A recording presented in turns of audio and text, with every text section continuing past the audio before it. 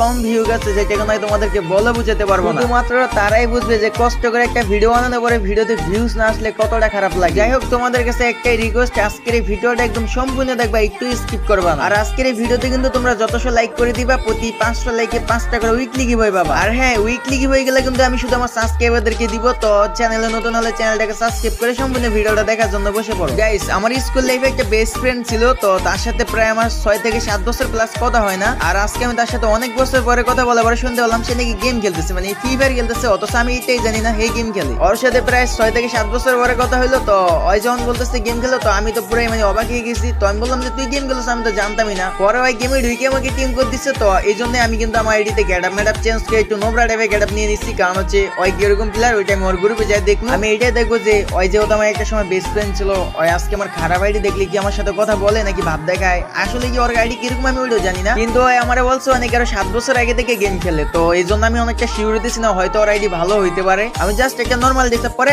ওর গ্রুপে যাবো, পরে ওরা বলবো যে আমার অনেক বড় আইডি আছে, আমি আইডি মেডি দিচ্ছি বলা। যাই হোক, অনেক লেট করে ফেলছি, ওরা অনেকক্ষণ ধরে ওয়েট করে দিচ্ছি। আমি জানি না কি মনে করে, ওই কিন্তু আমার হোয়াটসঅ্যাপে টিম কোড দিয়ে দিচ্ছে, আর আমি ওর টিম কোড ওর গ্রুপে চলে যাবো। তো চলো ওর গ্রুপে যাওয়া যাক।